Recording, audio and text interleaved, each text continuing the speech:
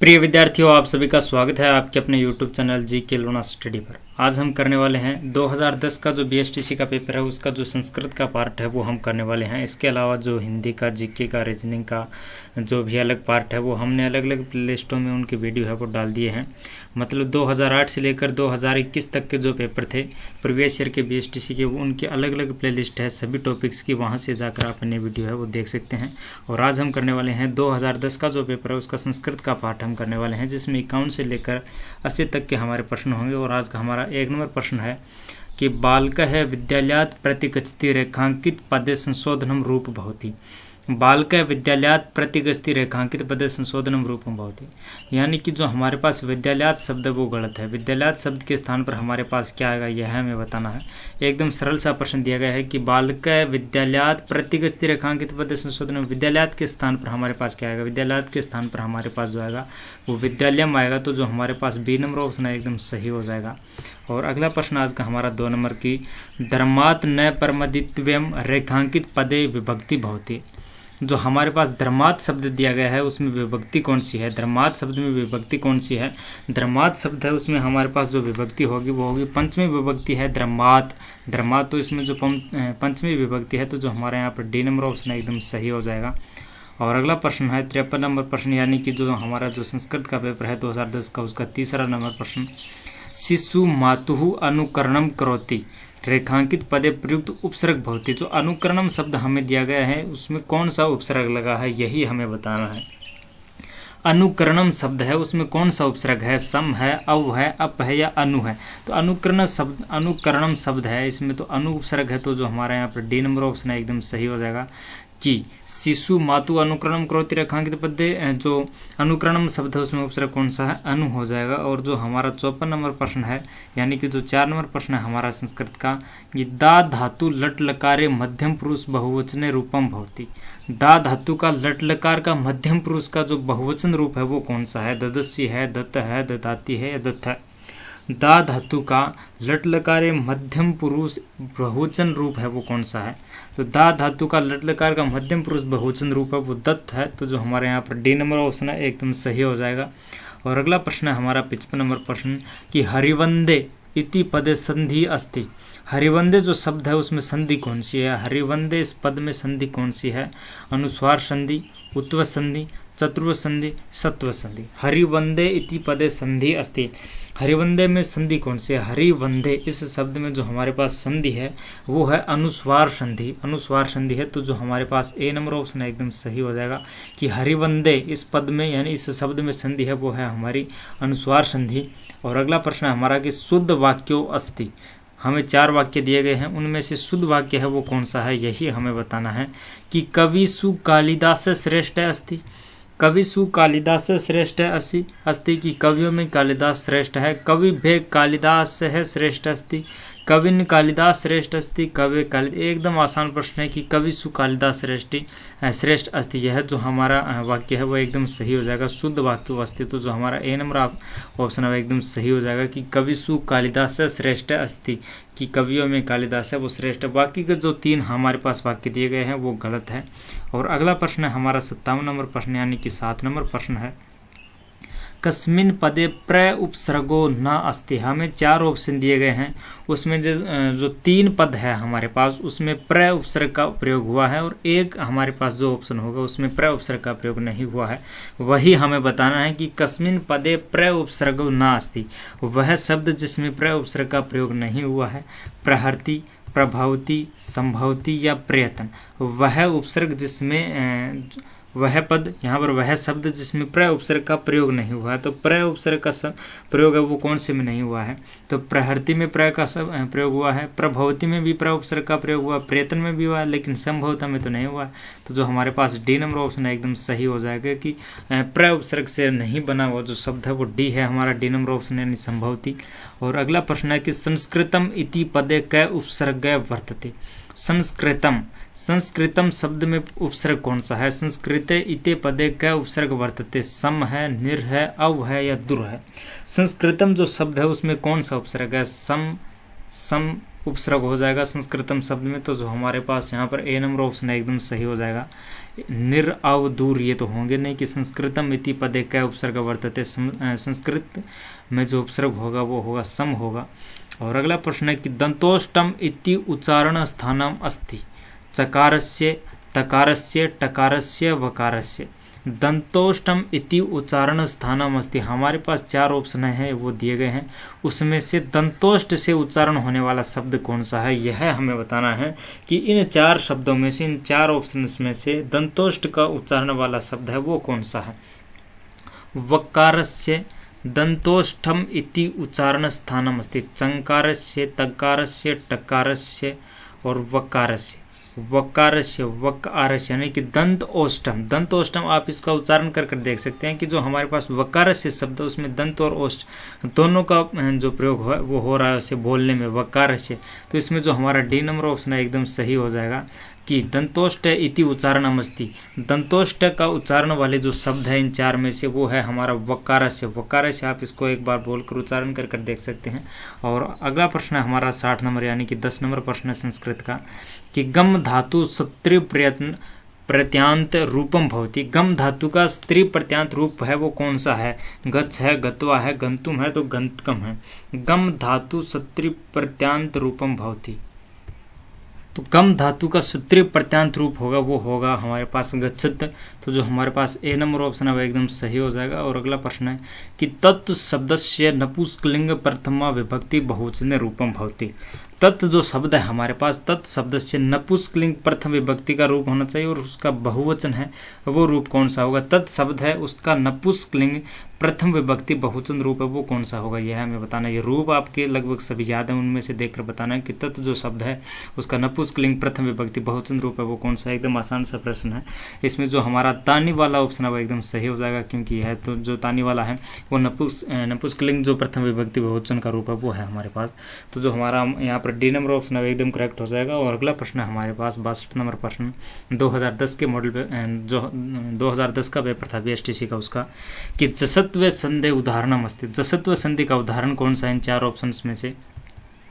जसत्व संधि का उदाहरण कौन सा है। तट्टिका और राम सेते वागी हरिवंदे। जसत्व संधि का उदाहरण है वो कौन सा है यह हमें बताना है। जसत्व संधि का हमारे पास जो उदाहरण है वो है वागीस, वाग प्लस ईस, वाग प्लस ईस। जसत्व जो संधि हमारे पास उसका उदाहरण वाला वाक्य है वो जसत्व संधि वाला उदाहरण वाला वाक्य है वो वागीस है। तो जो हमारा सी नंबर ऑप्शन है एकदम सही हो जाएगा। और अगला प्रश्न है शिवो वंदे इति शब्द संधि अस्ति। शिवो वंदे इस शब्द में संधि कौन सी है। शिवो वंदे शब्द में संधि कौन सी है।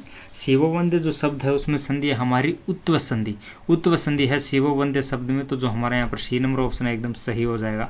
और अगला प्रश्न कतिन प्रत्यय से उदाहरणम अस्ति। कतिन प्रत्यय का उदाहरण है कृति है, कर्तव्यम है, कुर्वाण है या करणम है। कृतिन प्रत्यय का उदाहरण कौन सा है इनमें से। कृतिन प्रत्यय का जो हमारे पास उदाहरण है वो है कृति, कृति उदाहरण है हमारा। तो जो 1 नंबर ऑप्शन है एकदम सही हो जाएगा। और अगला प्रश्न है कि लघुतम इति पदे प्रत्यय वर्तते। लघुतम इस पद में प्रत्यय कौन सा है। लघुतम जो हमारा शब्द है उसमें प्रत्यय कौन सा है। त्रप है, कत्वा है, तुमुन है, तमप है। लघुतम हमारे पास जो शब्द है उसमें प्रत्यय कौन सा है। लघुतम, लघुतम जो हमारा शब्द है उसमें जो प्रत्यय होगा वो होगा हमारा तमप, तमप प्रत्यय होगा। तो जो हमारा डी नंबर ऑप्शन है एकदम राइट हो जाएगा कि लघुतम शब्द में जो प्रत्यय होगा वो होगा हमारा तमप। और अगला प्रश्न है कि सर्व शब्द से स्त्रीलिंगे सप्तम एक वचन रूपम भवति। रूप है वो आपको एकदम अच्छी तरीके से याद कर लेने हैं कि सर्व शब्द है उसका स्त्रीलिंग का सप्तमी एक वचन रूप है वो कौन सा होगा। सप्तमी विभक्ति का सर्वे होगा, सर्वाम होगा, सर्वा होगा, सर्वस्य होगा। तो जो हमारे यहाँ पर जो ऑप्शन होगा 4 ऑप्शन दिए गए हैं वो चारों ही इसमें नहीं है कि सर्व शब्द से स्त्रीलिंग सप्तम एक वचनम रूप भवति। न तो सर्वयो है, न सर्वाम है, न सर्वा है, न सर्वस्य है। तो जो हमारे पास यहाँ पर जो चारों ही ऑप्शन है वो गलत है। यह प्रश्न बीएसटीसी 2010 के अंतर्गत है, गलत दिया गया था। उसका बाद में इसे प्रश्न को हटा दिया गया था, 597 अंक का रखा गया। और इसका जो सही उत्तर होगा वो होगा सर्वश्याम। यहाँ पर जो हमारे पास दिया गया है कि सर्व शब्द से स्त्रीलिंग सप्तम एक वचन रूपम भवति। सर्व शब्द है उसका स्त्रीलिंग रूप होगा और सप्तमी एक वचन जो विभक्ति है और वो होगी हमारे पास सर्वश्याम। यहाँ पर न तो सर्वश्याम ए ऑप्शन में है, न बी में है, न सी में है, न डी में है, यानी कि जो हमारे पास जो चारों ही ऑप्शन है वो गलत है। इसी तरीके से बीएसटीसी 2010 का जो पेपर था उसके अंतर्गत दिया गया था, तो उसको इस प्रश्न को बाद में कैंसिल कर दिया गया। और अगला प्रश्न है हमारा कि सवर्ण कथ्यते, सवर्ण कथ्यते, सवर्ण है वो उच्चारण होता है, सवर्ण का उच्चारण किससे होता है? मूर्धन्य से होता है, तालव्य से होता है, कंठ से होता है या दंत से होते हैं, दंत से होता है। तो सवर्ण का उच्चारण है वो कहाँ से होता है? सवर्ण कथ्यते, सवर्ण है वो हमारा तालव्य से उच्चारण होता है। स आप एक बार इसका उच्चारण कर देख सकते हैं। स जो हमारे पास दिया गया है इसका आप एक बार उच्चारण करेंगे तो आपको पता लगा जाएगा कि ये तालव्य से बोला जा रहा है स। और अगला प्रश्न है हमारा कि सह साकम समम सार्धम शब्दानुयोगे का विभक्ति, सह साकम समम सार्धम शब्दानुयोगे का विभक्ति, इसमें विभक्ति कौन सी है? सह साकम समम सार्धम शब्दानुयोगे का विभक्ति चतुर्थी है, तृतीय है, पंचमी है या षष्ठी है? सह साकम समम सार्धम शब्दानुयोगी जो विभक्ति होगी हमारे पास वो होगी तृतीय विभक्ति होगी। तो जो हमारे यहाँ पर बी नंबर ऑप्शन है एकदम सही हो जाएगा। और अगला प्रश्न है हमारे पास कि सेवामहे इति पदे लकार भवति, सेवामहे हमारे पास जो पद दिया गया है, शब्द दिया गया है, उसमें लकार कौन सा है? लंग लकार है, लिट लकार है, विधिलिंग लकार है या लोट लकार है? हमारे पास शब्द दिया गया है कि सेवामहे, सेवामहे शब्द है उसमें लकार कौन सा है? सेवामहे में जो हमारे पास एकदम साधारण सा पद दिया गया है, साधारण सा शब्द है, इसमें जो लकार होगा वो लिट लकार होगा। तो जो हमारे पास बी नंबर ऑप्शन है एकदम सही हो जाएगा कि सेवामहे इति पदे लकार भवति, लिट लकार। और अगला प्रश्न है हमारा कि दीर्घ स्वरा कति संति, दीर्घ स्वर है वो कितने होते हैं? 8 होते हैं, 6 होते हैं, 7 होते हैं या 9 होते हैं? दीर्घ स्वर कितने होते हैं? दीर्घ स्वर हमारे पास 8 होते हैं। संस्कृत में दीर्घ स्वर है वो कितने होते हैं? 8 होते हैं। तो जो हमारा ए नंबर ऑप्शन है एकदम सही हो जाएगा कि दीर्घ स्वर कति भवति 8। और अगला प्रश्न है कि पचमान इतस्य प्रतिवस्थि, पचमान हमारे पास शब्द दिया गया है, पचमान है, पचमान जो शब्द है उसमें प्रत्यय कौन सा है? मुतुप है, अन्यर है, सानच है, स्वत है। पचमान इत्यस्य जो प्रत्यय प्रयोगस्थि, पचमान शब्द है उसमें प्रत्यय कौन सा है? पचमान जो शब्द है हमारे पास उसमें जो प्रत्यय है वो सानच प्रत्यय है, सानच। तो जो हमारे पास डी नंबर ऑप्शन है एकदम सही हो जाएगा। और अगला प्रश्न है कि पाणिपादम, पाणिपादम इति पदे समासय अस्ति, पाणिपादम जो हमें शब्द दिया गया है उसमें समास कौन सा है? द्विगु समास है, क्रमधारय समास है, बहुव्रीहि समास है या द्वंद्व समास है? पाणिपादम जो हमें शब्द दिया गया है उसमें समास कौन सा है? पाणिपादम जो शब्द दिया गया हमें उसमें जो समास है वो द्वंद्व समास है, पाणिपादम। तो जो हमारे पास यहाँ पर जो डी नंबर ऑप्शन है एकदम सही हो जाएगा। पाणिपादम शब्द में कौन सा समास है? द्वंद्व समास है। और अगला प्रश्न है हमारा रक्षार्थक धातुना योगी विभक्ति भवति, रक्षार्थ धातु के योग से जो विभक्ति होगी वो होगी द्वितीया होगी। रक्षार्थक, रक्षार्थक धातुना योगी विभक्ति भवति द्वितीया, तृतीया, पंचमी या सप्तमी। रक्षार्थक धातुना योगी जो विभक्ति होगी हमारे पास वो होगी यहाँ पर जो पंचमी विभक्ति है वो होगी। तो जो हमारे पास सी नंबर ऑप्शन एकदम राइट हो जाएगा। और अगला प्रश्न है कि द्विगु समासस्य उदाहरणम अस्ति, द्विगु समास का उदाहरण है त्रिभुवनम, घनश्याम, राजपुरुष है या प्रतिदिनम। द्विगु समास का उदाहरण कौन सा है? हमें यहाँ पर 4 ऑप्शन दिए गए हैं, उसमें से द्विगु समास का उदाहरण कौन सा है यही हमें बताना है। द्विगु समास कौन सा होता है? जिसमें प्रथम पद संख्यावाची होता है। तो संख्यावाची किस में है? घनश्याम में है, प्रतिदिन में है, राजपुरुष में, इन तीनों में तो है नहीं। लेकिन जो हमारा ए नंबर ऑप्शन है त्रिभुवन, त्रिभुवन, यहाँ पर संख्यावाची शब्द है वो दिया गया है, संख्यावाची पद है वो दिया गया है। तो जो हमारे पास यहाँ पर द्विगु समास है वो हो जाएगा। और अगला प्रश्न है कि ए ऐ वर्ण जो उच्चारण स्थानम अस्ति, ए और ऐ जो हमें वर्ण दिए गए हैं उसका उच्चारण स्थान कौन सा है? कंठोष्टम है, कंठ तालु है, नासिका है या जिह्वा मूलम है? यानी हमें ए ऐ वर्ण दिए गए हैं उसका उच्चारण स्थान कौन सा है? ए और ऐ हमें जो शब्द दिए गए हैं उनका उच्चारण स्थान कौन सा है? ए ऐ वर्ण का उच्चारण स्थान है ए ऐ। आप इसको एक बार उच्चारण कर देख सकते हैं। इसका जो उच्चारण होगा वो कंठ तालु होगा। तो जो हमारे पास यहाँ पर बी नंबर ऑप्शन है एकदम सही हो जाएगा। और अगला प्रश्न हमारा 76 नंबर प्रश्न, इस धातु लंग लकार मध्यम पुरुष एक वचन रूप भवति। इस जो हमारे पास धातु है, इस धातु का लंग लकार होना चाहिए और मध्यम पुरुष का एक वचन की जो विभक्ति है वो हमें बतानी है। एच्छ होगा, एच्छम होगा, एच्छत होगा, एच्छन होगा। एक वचनम रूपम भवति, इस धातु का लंग लकार रूप होना चाहिए और मध्यम पुरुष एक वचन रूप है वो कौन सा होगा। तो हमारे पास यहाँ पर जो ए नंबर ऑप्शन है एच है, वो इस धातु का लंग लकार मध्यम पुरुष एक वचन रूप है। तो जो हमारा ए नंबर ऑप्शन है एकदम सही हो जाएगा, एच है। और अगला प्रश्न है हमारा, रक्षणीय इति पदे प्रत्यय वर्तते। रक्षणीय हमें शब्द दिया गया है, उसमें जो प्रत्यय है वो कौन सा है यह हमें बताना है। सानच प्रत्यय है, अनियर है, लैप है या तुमुन है। रक्षणीय जो हमें शब्द दिया गया है उसमें कौन सा प्रत्यय है। रक्षणीय इति पदे जो प्रत्यय, इस पद में प्रत्यय है वो कौन सा, रक्षणीय। अनियर उसमें प्रत्यय है, तो जो हमारे पास बी नंबर ऑप्शन है एकदम सही हो जाएगा कि रक्षणीय पद में कौन सा जो प्रत्यय है वो है, रक्षणीय पद में अनियर प्रत्यय है। रक्षणीय शब्द में हमारे पास जो प्रत्यय हो जाएगा वो अनियर प्रत्यय है, वो हो जाएगा। और अगला प्रश्न है कि स्वागतम इति पदस्य संधि विच्छेद भवति। स्वागत जो हमें शब्द दिया गया है स्वागतम, स्वागतम जो शब्द है इसमें संधि विच्छेद है वो हमें करना है। सु प्लस आगतम होगा, स्व प्लस आगतम होगा, स्व प्लस गतम होगा या स प्लस वागतम होगा। स्वागतम हमें शब्द दिया गया है उसमें संधि है वो कौन सी होगी। तो स्वागतम जो शब्द है उसमें जब हमारे पास संधि है वो हो जाएगा संधि विच्छेद सु प्लस आगतम, सु प्लस आगतम स्वागतम। तो जो हमारे पास ए नंबर ऑप्शन है एकदम सही हो जाएगा। और अगला प्रश्न है, वर्णा कति संति। वर्ण है वो कितने होते हैं, संस्कृत में वर्ण कितने होते हैं। त्रिसंति वर्ण है वो कितने होते हैं, त्रिषष्टि, चतुर्षष्टि, पंचषष्टि, षष्ठ, सत्वारिस्तम। तो वर्ण है वो कितने होते हैं, संस्कृत में वर्ण चतुर्षष्टि होता है। अगला प्रश्न हमारे पास 80 नंबर प्रश्न और हमारे जो संस्कृत का जो पेपर था 2010 का उसका लास्ट प्रश्न है कि बालक शब्द से षष्ठी विभक्ति द्विवचनम रूपम भवति।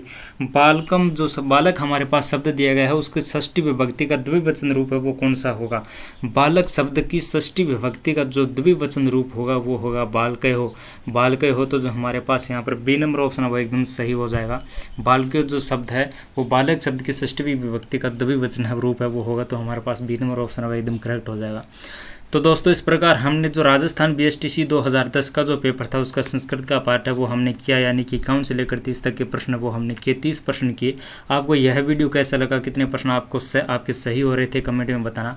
और अगर वीडियो अच्छा लगा तो लाइक करना, चैनल को सब्सक्राइब है वो जरूर से कर लेना। और हाँ, अगर आपको सभी पेपर की 2008 से लेकर 2021 तक की पीडीएफ चाहिए तो नीचे टेलीग्राम लिंक है वो दी गई है, वहाँ से ज्वाइन कर पीडीएफ प्राप्त कर सकते हैं। इसके अलावा सभी प्लेलिस्ट की लिंक है वो नीचे दी गई है, वहाँ से भी आप जो इसके जो अलग पार्ट हैं यानी 2008 से लेकर 2022 तक के पेपर्स है वो देख सकते हैं। इसके अलावा आप प्लेलिस्ट सेक्शन में जाकर भी देख सकते हैं और चैनल को सब्सक्राइब है वो जरूर से कर लेना। Thank you.